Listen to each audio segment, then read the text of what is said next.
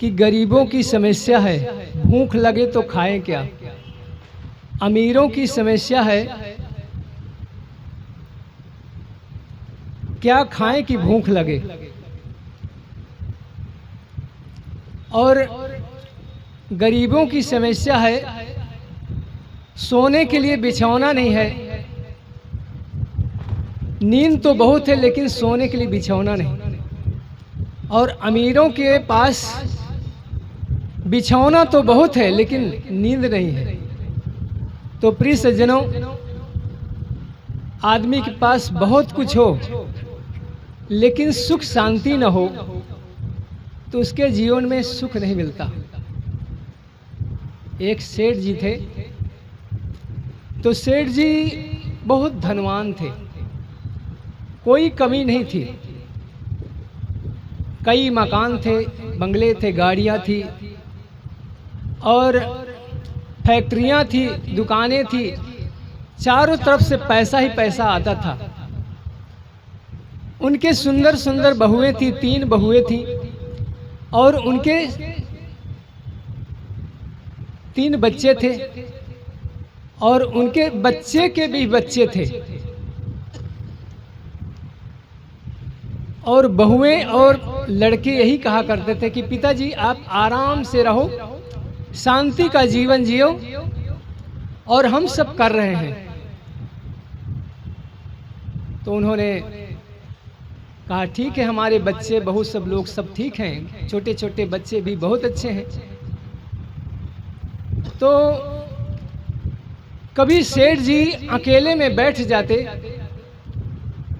तो उनको बहुत दुख होता। सब कुछ होते हुए बहुत दुखी हो जाते थे। जब दुख होने लगा, अपने मित्र से बताते हैं कि मित्र जी, मेरे पास कोई कमी नहीं है, सब कुछ है, लेकिन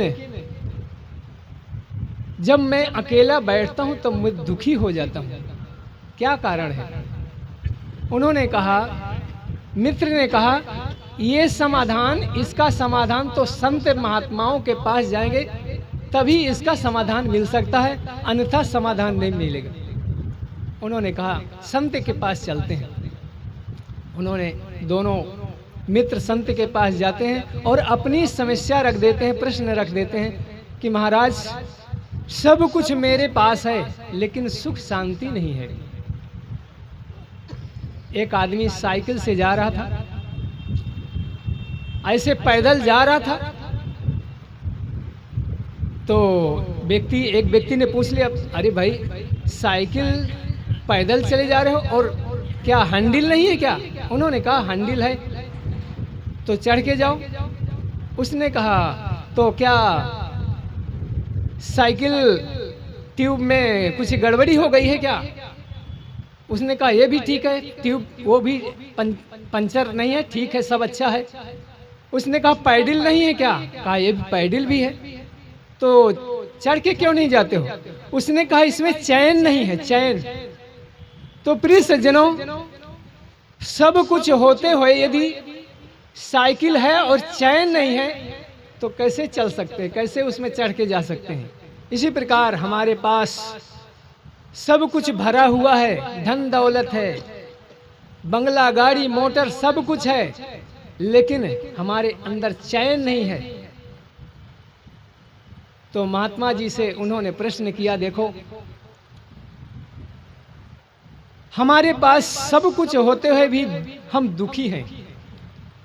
महात्मा जी ने कहा, देखो आपने सब का विकास किया, धन का विकास किया, बच्चों का विकास किया, बहुओं का विकास किया, उनके बच्चों का विकास किया, बंगले गाड़ी मोटर सब कुछ उनका तुमने विकास किया, धन का विकास किया, लेकिन तुमने अपना विकास नहीं किया है, आत्म विकास तुमने नहीं किया है, इसलिए दुखी हो।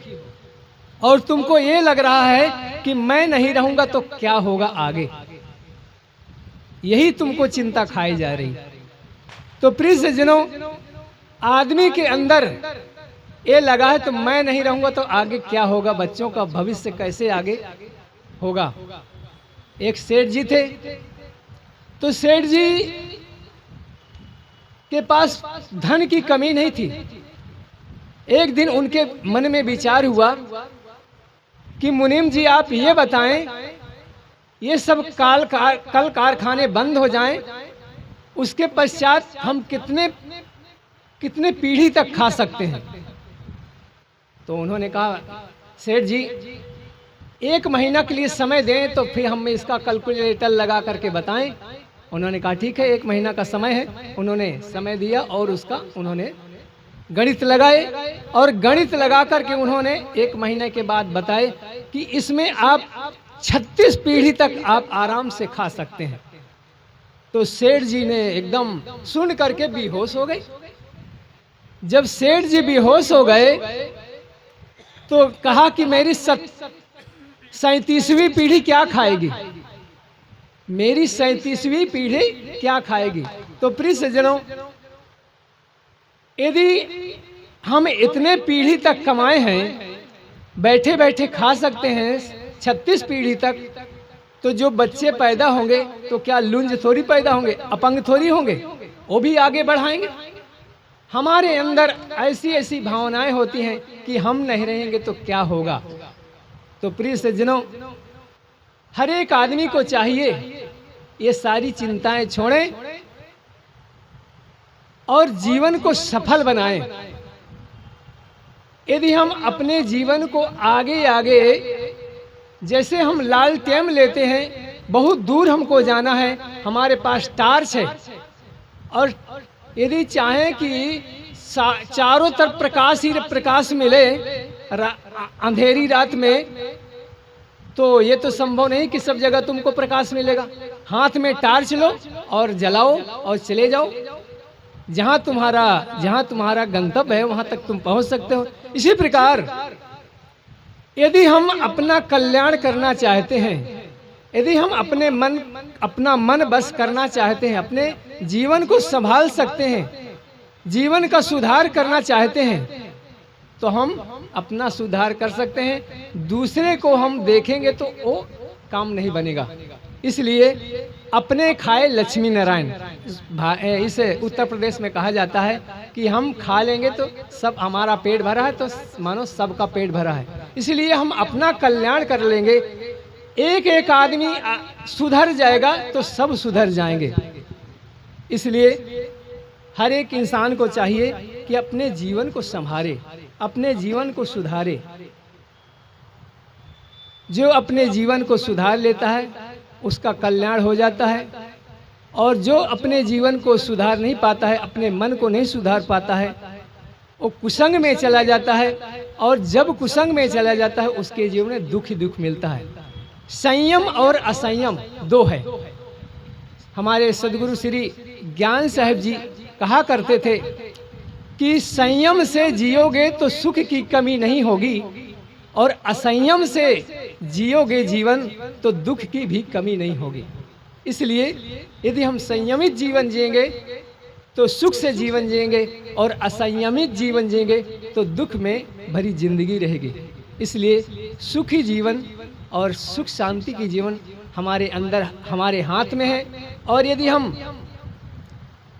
भूल गए, थोड़ी सी भूल किए, भूल मिटहि गुरु मिलहि पारखी, पारख देहि लखाई, और भूल मिटहि गुरु मिलहि पारखी, पारख देहि लखाई, कहें कबीर भूल की औसत, पारख सबकी भाई। भूल की औसत है ज्ञान। यदि हमारे जीवन में ज्ञान आ गया, समझ आ गई, तो समझ लो हमारा काम बन जाता है। और थोड़ी सी असावधानी हो जाती, थोड़ी सी भूल हो जाती है तो बहुत बड़ी घटना घट जाती है। रेलवे यार्ड में लिखा रहता है सावधानी हटी की दुर्घटना घटी। इसलिए ये मन जो है बहुत असावधान रहता है। आदमी ध्यान लगाने के लिए बैठता है, आंख मूंदता है तो कहीं का कहीं पहुंच जाता है। अपने मन को समझ ही नहीं पाता कि मैं कहाँ हूं। इसलिए इस मन को जानो। मन है क्या चीज? हमने जो देखा है, सुना है, खाया है, पिया है, उसकी याद आ जाना, उसी का नाम है मन। और इसको समझना, समझ करके अपने मन को अपनी तरफ लौटा लेना, ये मन को समन कर लेना है। तो प्रिय सज्जनों, ये मन को लोग, मन से लोग बहुत दुखी हैं। कहते हैं महाराज माला लेकर के बैठते हैं तो हमारा मन बहुत भागता है, बहुत परेशान करता है। तो प्रिय सज्जनों, मन को समन करने के लिए ज्ञान की जरूरत है। एक बार क्या हुआ, एक राजा साहब, उन्होंने राजा बीरबल थे, मंत्री वजीर बीरबल थे, तो दोनों में आपस में हो गया खटपट। जब खटपट हो जाता है तो बीरबल को राजा देश निकाला कर देते हैं। जब देश निकाला कर दिए तो इधर क्या होता है, बहुत दूर चले गए। अब राजकाज सब बिगड़ने लगा, इधर उधर अस्त व्यस्त होने लगा, समय से नौकर नहीं आने लगे, समय से काम नहीं होने लगा।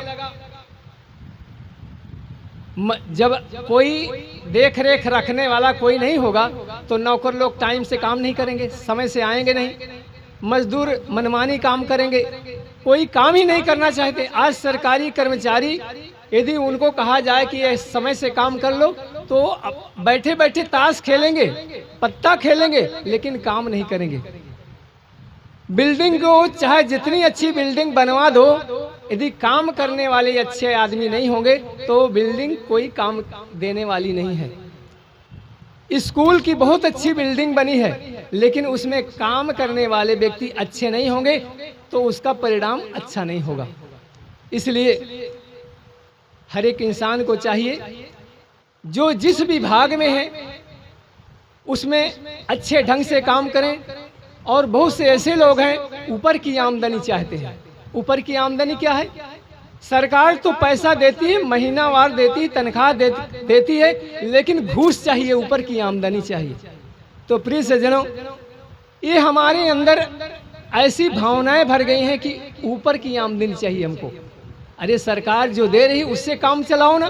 सरकार लाखों लाखों रुपए उन लोगों को देती है तो, और तुम जनता को परेशान करते हो। और जनता भी ऐसे ही पैसा निकालते हैं और कहते हैं हमारा काम जल्दी कर दो। तो जनता भी ऐसी है जो जल्दी काम कराना चाहते हैं, और वो लोग भी ऐसे कहते हैं इसमें कुछ, इसमें रखो कुछ वजन चीज, तब तुम्हारा काम होगा, नहीं तो तुम्हारा कागज उड़ जाएगा।